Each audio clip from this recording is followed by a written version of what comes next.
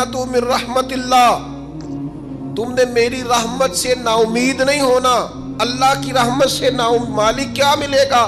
فرمایا ان اللہ یغفر الذنوب جمیعا، اللہ سارے ہی گناہ معاف فرما دے گا۔ تو جن لوگوں کو اللہ کی رحمت پر نبی کریم علیہ السلام تشریف فرما ہے، امام غزالی نے لکھا ایک بدو آ گیا، دیہاتی سادہ آدمی، سادے بندے بھی سادے ہوتے ہیں، ان کا بھی اپنا طرز زندگی ہوتا ہے، تو بدو آ گیا، سادہ آدمی تھا، آتے ہی السلام علیکم لے کے نا تو کوئی بات ہی نہیں کی، سیدھا سیدھا ہی کہتا یا رسول اللہ صلی اللہ علیہ وسلم یہ بتائیں قیامت کے دن حساب کس نے لینا ہے؟ حضور فرمانے لگے بھائی یہ تو بڑی صاف سی اور مختصر سی اور سادہ سی بات ہے، حساب تو اللہ تعالیٰ نے لینا ہے۔ اب اس نے جو لفظ کہے اللہ کے حبیب کی آنکھوں میں آنسو آ گئے، کہنے لگے اگر اللہ نے حساب لینا ہے پھر انشاءاللہ کرم ہی ہوگا۔ تو حضور فرمانے لگے تمہیں یہ امید کس طرح ہے؟ تو عرض کرنے لگے یا رسول اللہ کریم جب غالب آتا ہے تو معاف ہی کرتا ہے، جب کریم کا غلبہ ہوتا ہے نا، کریم بندہ جب کسی پہ قبضہ کر لے تو پھر معاف کرتا ہے، تو اللہ تو سب سے بڑا مہربان ہے۔ وہ بات کی اور اگلا جملہ ہی کوئی نہیں کہا، وہ چلے گئے۔ تو حضور علیہ السلام نے اب اس بات پر رزلٹ دیا، فرمانے لگے کریم محبوب بندہ سادہ تھا، بات بہت بڑی کر گیا ہے، بڑی بات کر گیا، سادہ آدمی۔ میرے عزیز اللہ کی رحمت پر جن لوگوں کو امید ہو، انہیں موت سے ڈر اور پھر جن کو محبوب کی ملاقات کا شوق ہو نا، ہم نے جان دے دی وعدہ دیدار پر، ہم سے وعدہ کیا گیا تھا کہ تم مرو گے نا تو تمہیں دیدار ملے گا، تو ہم نے جان ہی دے دی وعدہ دیدار، جان ہی دے دی وعدہ دیدار پر۔ اور پھر فرماتے ہیں نقد اپنا دام ہو ہی جائے گا، فرماتے ہیں ہم نے جان دی ہے اس وعدے پر کہ وہ ملے گا، تو امید ہے کہ یہ سودا ادھار نہیں، جیسے ہی قبر میں جائیں گے سامنے حضور کی زیارت نصیب ہو جائے گی۔ اس لیے لحد میں بھی عشق رخ شاہ کا داغ لے کے چلے، اندھیری رات سنی تھی سو چراغ لے کے چلے۔ یہ حدیث آپ نے بھولنی نہیں، یہ تنہائیوں میں یاد رکھنے کی روایت ہے، یہ تنہائیوں میں پڑھنے کی روایت ہے۔ یہ اپنے ذوق کو تازہ، جو لوگ کہتے ہیں نا وجد سرور کیف میں جانا چاہتا ہوں، وہ مشکات شریف کی اس حدیث کو دیکھے۔ اللہ کے حبیب علیہ السلام نے فرمایا لوگوں میں تمہیں بتاؤں قیامت کے دن اللہ تعالیٰ بندوں سے پہلا سوال کیا فرمائیں گے اور بندے اس کا جواب کیا دیں گے؟ یا رسول اللہ کرم فرمائیے بتائیے۔ تو کریم فرمانے لگے اللہ تعالیٰ قیامت کے دن بندوں سے سب سے پہلا سوال، اگرچہ بعض اور احادیث میں اور سوالات بھی آئے ہیں قیامت میں جو سب سے پہلے ہوں گے، لیکن اس حدیث میں یہ والا سوال حضور نے بیان فرمایا۔ حضور فرمانے لگے اللہ قیامت کے دن اپنے بندوں سے سب سے پہلا سوال یہ فرمائے گا کیا تم میری ملاقات کو پسند کرتے تھے؟ اوئے ہوئے ہوئے، کیا تمہارا ملنے کو جی چاہتا تھا؟ کبھی اے حقیقت منتظر نظر آ نہ لباس مجاز۔ اقبال کہتے ہیں تیرے کرم اتنے ہیں دل کرتا ہے تجھے دیکھیں، کبھی کبھی اے حقیقت منتظر نظر آ نہ لباس مجاز میں، لاکھوں سجدے تڑپ رہے ہیں میری جبین نیاز میں، تمہارا دل کرتا تھا مجھ سے ملنے کو؟ حضور فرماتے بندے عرض کریں گے مالک بڑا دل کرتا تھا۔ تو پھر اللہ فرمائیں گے یہ گفتگو کی معنویت تو دیکھو یار، اس کا حسن تو دیکھو۔ اللہ پھر پوچھیں گے کیوں دل کرتا تھا تمہارا؟ دل کرتا تھا تو کیوں کرتا تھا؟ عرض کریں گے مالک اس لیے کہ ہمیں امید تھی کہ تو معاف بھی کر دے گا، رحمت بھی فرمائے گا، اس معافی کی امید پر دل کرتا تھا تو ملے۔ حضور فرماتے ہیں پھر رب فرمائے گا مجھ پر واجب ہے، میں نے اپنے کرم سے واجب کر لیا ہے کہ آج تمہیں جنت عطا کروں گا۔ یہ جو ملاقات ہے نا، ملاقات کہ وہ ملیں گے، ان سے ملاقات ہو۔ عمر بیت گئی نا نام جپتے، عمر بیت گئی نا تذکرہ کرتے، ہم سے بھی لوگ پوچھتے ہیں کیا کمائی کی، کیا زندگی میں حاصل کیا، تو ہم کہتے ہیں شرق سے غرب تک، ملک کے کونے سے لے کر دوسرے کونے تک مدینے والے کی بات کی۔ حضور کا ذکر کیا ہے. نبی پاک کے میں اپنی حیاتی تو قربان تھی وہاں ساری محمد محمد پکیندے گزر گئی ساری. یہ اعزاز ہے، یہ کرم ہے. اب کیا ہوتا ہے گناہگار لوگ اتنا بڑا دعویٰ تو نہیں کر سکتے، لیکن دل تو چاہتا ہے نا کہ چلو جس کا نام لیا ہے اس کی کبھی زیارت بھی ہو، کبھی ملاقات بھی ہو، کبھی نظر کرم بھی ہو. کسی نے اپنے محبوب سے کہا تھا کہ ذرا ایک نظر مجھ پہ بھی کیجیے. تو قریب بیٹھے ایک شخص نے کہا یار تو نے بڑا دعویٰ کیا ہے، جو محبوب ہوتے ہیں ان کو تکلیف نہیں دی جاتی، تو کہتا ہے پورا چہرہ ہی تیری طرف پھیرے. تو پھر اس نے اس درویش سے پوچھا کہ میں بھلا پھر کیا کروں، میرا دل تو میرا بھی کرتا ہے نا. چلو یہ تو آپ کی بات ٹھیک ہے کہ اب میں محبوب سے کہوں کہ اتنی تکلیف کرے کہ میری طرف پورا رخ پھیرے تو ٹھیک نہیں، تو پھر بتائیں میں کیا کروں. تو اس نے کہا ان راہوں میں کھڑا ہو جا جن راہوں کی طرف وہ کریم دیکھتا ہے. چلو اسی با کردار کو دیکھتے دیکھتے بیچ میں تیرے اوپر بھی نظر، مجھ پہ محشر میں نصیر ان کی نظر پڑ ہی گئی. مجھ پہ محشر میں نصیر ان کی نظر، اوئے ہوئے اللہ کرے آپ کو بھی وہ لطف آئے جو مجھے آ رہا. کہتے مجھ پہ محشر میں نصیر ان کی نظر. یہ انتہائی عاجزی ہے کہنے والے کی. اس نے بالکل اپنے آپ کو ختم کر کے کہا کہ میں قابل تو نہیں تھا اور میں پھر تکلیف دیتا کہ میری طرف دیکھیں اسپیشل میرے لیے وقت نکالیں. پر کرم یہ ہوا کہ مجھ پہ محشر میں نصیر ان کی نظر پڑ ہی گئی. کہنے والے اسے کہتے ہیں خدا کا کرنا، کہنے والے اسے کہتے ہیں خدا کا کرنا. اللہ نے کیا کہ نظر مجھ پر پڑ ہی گئی، اور جب پھر پڑ گئی تو تیری ایک نظر کا کمال ہے اور میری زندگی کا سوال ہے.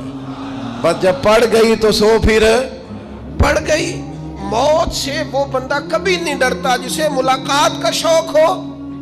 ملنا چاہے داتا علی اجویری سے اور موت سے ڈرے، ملنا چاہے حضرت غوث پاک جیلانی سے اور پھر موت سے ڈرے. زندگی گزری ہو علی علی کرتے پھر موت سے ڈرے. عمر بھر سیدنا عثمان غنی کی سخاوت کی بات کی ہو اور پھر جنت میں جا کے ان سے ملنے کا شوق پیدا نہ کرے. ساری زندگی سیدنا فاروق کا عدل بیان کیا ہو، ساری زندگی ان کے انصاف کا تذکرہ کیا ہو، پوری امت کو بتایا ہو کہ اگر جینا چاہتے ہو تو عمر کے رستوں پر چلو، اور پھر یہ موت سے ڈرے اور مر کے جناب فاروق اعظم کی زیارت کو پسند نہ کرے. جسے صدیق کی وفائیں یاد ہو، جنہیں جناب ابو بکر صدیق کا عشق یاد ہو، وہ پھر ان کی زیارت نہ کرنا چاہے اور ساری عمر حضور کی نعت پڑھی ہو. مانا نہیں آتا تھا پھر بھی کہا بلغ العلا بکمالہ کشف الدجا بجمالہ حسنت جمیع خصالہ صلو علیہ والہ. سے نہیں ترجمہ آتا تھا پر جب بھی کو پڑھتا تھا یہ بھی جھومتا تھا مولا یا صلی وسلم دائما.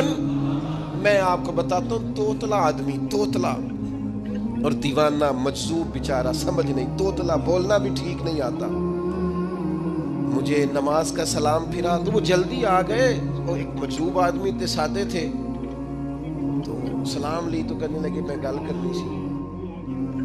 تو میں نے ان سے کہا کہ تھوڑی دیر کے بعد ملتے ہیں. سادہ آدمی ہے، اللہ مجھے معاف کرے، میں کوئی نقل تو نہیں ان کی اتار سکتا. اس زبان کو ہم توتلی نہیں کہتے، ہم اس زبان کو بلالی زبان کہتے ہیں. یہ بڑی خوبصورت زبان ہوتی ہے. یہ جو توتلے لب و لہجے ہوتے ہیں نا، وہ جب بچہ پوری طور پہ اماں نہیں کہہ سکتا، توتلا ہوتا ہے تو کوئی مزہ آتا ہے اماں کو اماں کہلوانے میں. جب وہ پوری طور پر باپ کو بابا نہیں کہہ سکتا اور توتلا ہوتا ہے تو کوئی مزہ آتا ہے کہنے میں. وہ جب دادی نانی دادا کہتا ہے تو دادے کا دل کرتا ہے یہ 100 بار کہے، چونکہ اسے کہنا نہیں نہ آتا. لیکن اس توتلاہٹ میں جو اس کو لطف آتا ہے. مجھے بڑے لوگ آ کے شعر سناتے ہیں، میں نے بڑے خوشگلو نعت خانوں سے زندگی میں سنا ہے. وہ صاحب میرے پاس آئے اور میں نے کہا بعد میں ملیں گے. تو سادہ آدمی ہے، مجذوب ہے، پورا شعور نہیں رکھتا. مجھے کہنے لگا مصطفیٰ جان رحمت کے بعد، مصطفیٰ جان رحمت پہ لاکھوں سلام کے بعد، یعنی معنی یہ تھا کہ سلام کے بعد. تو اب بڑے بڑے سریلے بندوں سے بھی بندہ سنتا ہے، میرا دل کرے. اور میں نے جان بوجھ کے ان سے کہا دوبارہ کیا جائے ذرا. क्योंकि तोतले थे ना। मैंने कहा तो कहने लगे मुस्तफ़ा जान रहमत पे लाखों सलाम के बाद ओ मेरे अजीज याद रखो, सारी जिंदगी हुजूर की नाते पढ़ी, नबी पाक के तज़किरे सुने, अब मौत से डर जाए? हालांकि मौत तो एक पुल है, पुल से गुजरेंगे तो सामने अल्लाह का दीदार भी होगा, मदीने वाले की जियारत भी नसीब होगी। तू तो जियारत होगी और हर नजर कांप उठेगी महशर के दिन खौफ से, हर कलेजा दहल जाएगा, ओढ़ कर काला जुब्बा वो आ जाएंगे और सारे महशर का नक्शा बदल जाएगा। ये मौत का खौफ निकालने वाली चीजें हैं, डर। अच्छा मुझे एक बात बताएं, ये मैं उम्मीद की बात करने लगा हूं, चले अब ये बात तो मुश्किल है पर करनी पड़ेगी, मजबूरी है। कभी कभी अब्बा जी से मार भी पड़ जाती है बंदे को, घर में को 2-4 लग भी जाती है, तो उस वक़्त ना जो सबसे बड़ा सहारा किसी को नसीब होता है वो ये होता है कि अल्लाह करे अम्मा घर में मौजूद हो। और मैंने देहातों में कई माएँ ऐसी देखी हैं जो बेटे के हिस्सों की मार खाती हैं। अब्बा ने डंडा ले लिया है बेटे की गलती पे, अब अम्मा बेचारी सामने हो गई है, 2-4 उसने भी खा ली। ये बात आप समझें, मौत का खौफ निकालने के मफहूम में बात अर्ज कर रहा हूँ। अम्मा मौजूद हो ना घर में तो अब्बा सख्ती भी करने लगे तो किसी को एहसास होता है कि जनाब ये सख्ती नहीं होगी क्योंकि मेरी अम्मा, और अम्मा पूरी वकील बन जाती है, कहती तो नहीं पता वो हो गई गलती, वो फलाने दे मुंडे ने खराब किया है, हालांकि हो सकता है इसने उसको भी खराब किया हो, लेकिन वो अम्मा वकील है, वो वकालत कर रही है और वो बेलौस कर रही है। होता है ऐसे, इस बात को समझ ले अच्छे तौर पर। मौत का खौफ नहीं, डर नहीं, इसलिए कि घर में माँ मौजूद हो तो बाप का डर नहीं होता।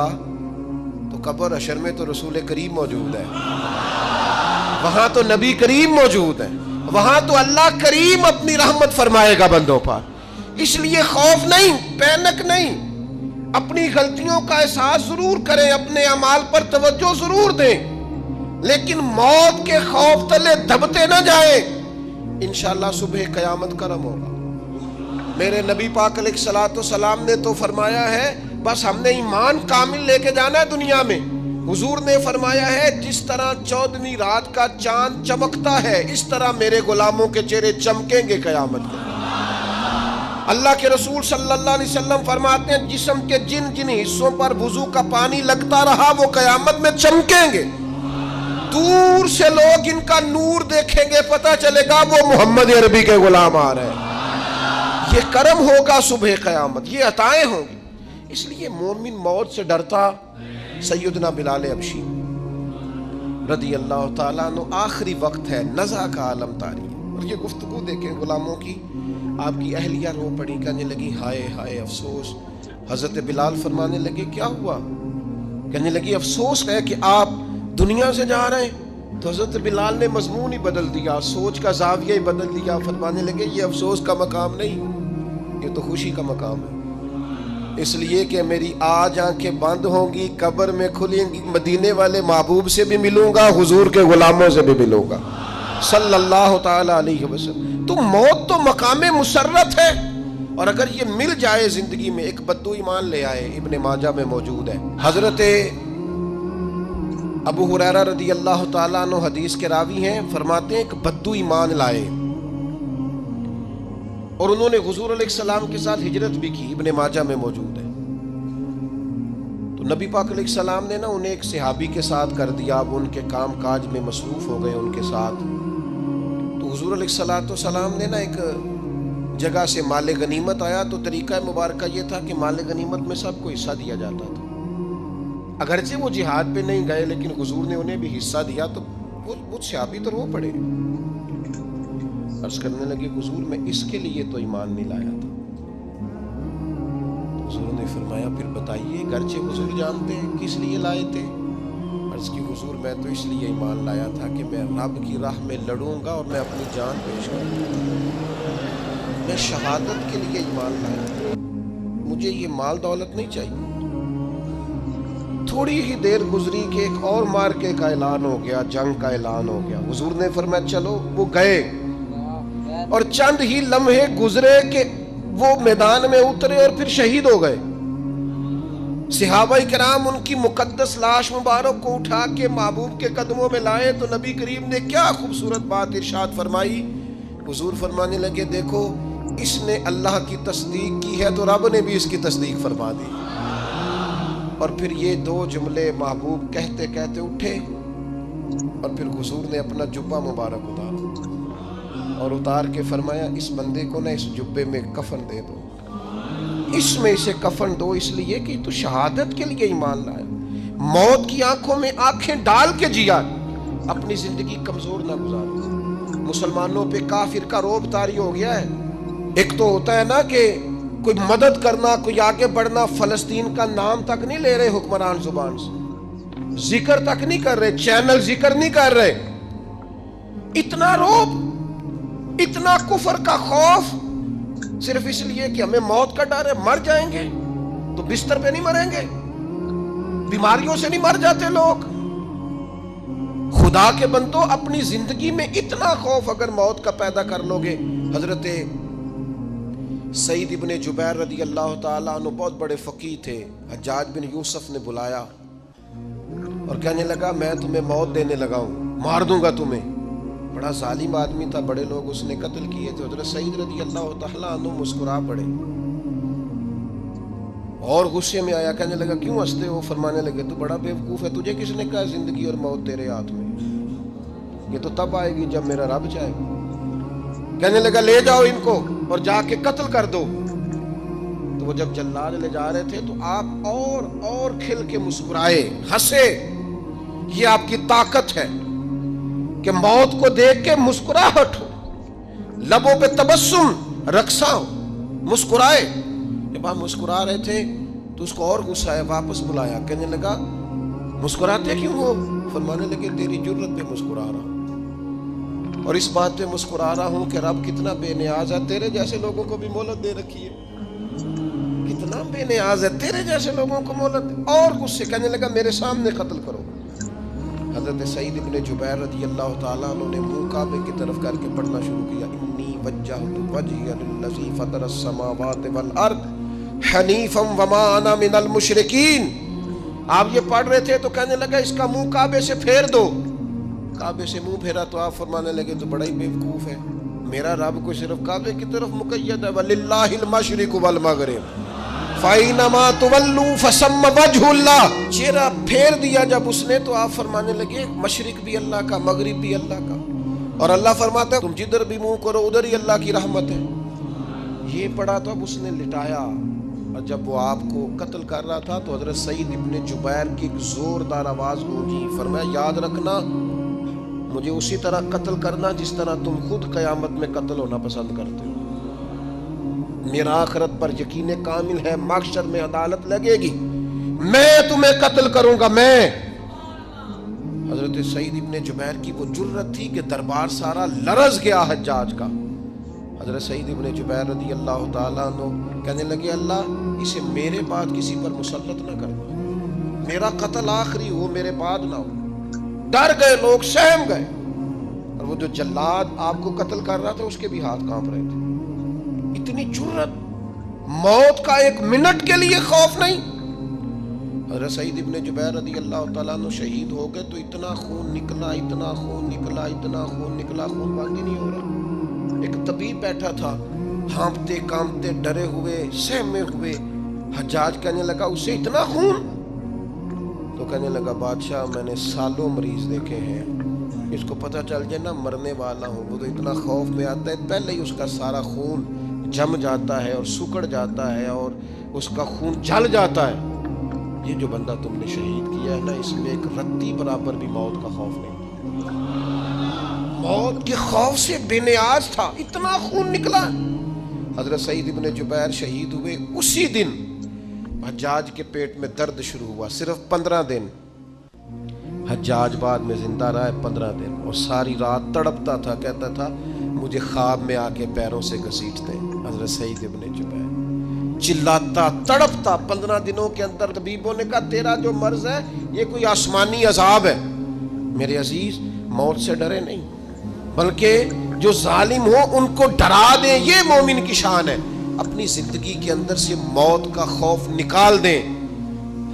تاکہ زندگی کے جو دن ہیں وہ جیے تو جا سکیں, وہ انسان مضبوطی سے وقت سے گزار سکے. حضرت علی شیر خدا رضی اللہ تعالیٰ عنہ نا وہ جیکٹ نہیں پہنتے تھے جنگی, جو کمر پہ پیچھے لوگ پہنتے تھے نا, تلوار کوئی مارے تو زخم نہ ہو. تو کسی نے مولا علی شیر خدا رضی اللہ تعالیٰ عنہ سے فرمایا پشت پر آپ وہ جیکٹ نہیں پہنتے لوہے کی. آپ فرمانے لگے پشت تو دکھانی نہیں. تو کہنے لگے موت سے ڈر نہیں آتا؟ فرمایا بالکل بھی نہیں. اور فرمایا مجھے بالکل ڈر نہیں آتا کہ میں موت پر آ گروں یا موت میرے اوپر جا گرے. ہم تو شہادت حضرت خالد بن ولید رضی اللہ تعالیٰ عنہ ایک دن نوجوانوں کو خطاب کرتے کرتے کہنے لگے موت سے کبھی نہ ڈرنا, میں نے ساری زندگی جنگوں میں گزاری ہے, میرے وجود پر ایک ذرہ بھی جسم کا حصہ ایسا نہیں جس پر زخم نہ ہو. اور جو کہتے کہتے رو پڑے. فرمانے لگے یہ بات کرتے کرتے رو پڑے. فرمانے لگے دیکھ لو زندگی ساری میدانوں میں گزاری ہے, لیکن شہادت اللہ تعالیٰ نے میرے لیے وہاں نہیں لکھی تھی, یہاں اللہ تعالیٰ نے اپنی رحمت کے لیے موت میرے لیے لکھی تھی. تو یہ تو اللہ کا کرم ہے. قریب ایک بزرگ صحابی اور بیٹھے تھے, فرمانے لگے آپ کی نیت شہادت کی تھی, انشاءاللہ آپ قیامت میں شہیدوں میں ہی کھڑے کیے جائیں گے. تو میرے عزیز خوف نہیں موت کا. آخر میں 2-3 گزارشات عرض کرنی ہے. ایک تو میری آپ سے گزارش ہے, انہوں نے ابھی تک قرآن مجید کی تلاوت شروع نہیں کی, وہ ابھی سے آج سے 10 منٹ ٹائم ہو تو مسجد میں بیٹھ کے ایک رکوع پڑھ کے جائیں. قرآن مجید نہیں چھوڑنا.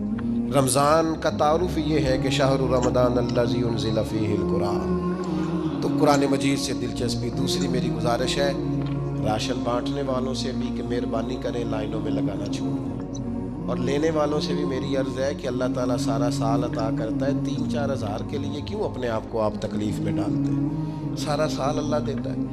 اور پھر میری آپ سے یہ بھی اپیل ہوگی کہ طبیعتوں میں حلم پیدا کریں, بردباری پیدا کریں. یہ بڑی ضروری چیز ہے. مثبت سوچیں لائیں, روزہ ہماری تربیت کرتا ہے. اور پھر آپ سے یہ بھی اپیل کروں گا رمضان شریف کی مقدس گھڑیوں میں صرف اپنے لیے نہیں سوچے, امت کے لیے سوچیں. بالخصوص فلسطین کے مسلمانوں کے لیے کم از کم دعا مومن کا ہتھیار ہے, وہ تو جم کے کریں اللہ کے حضور.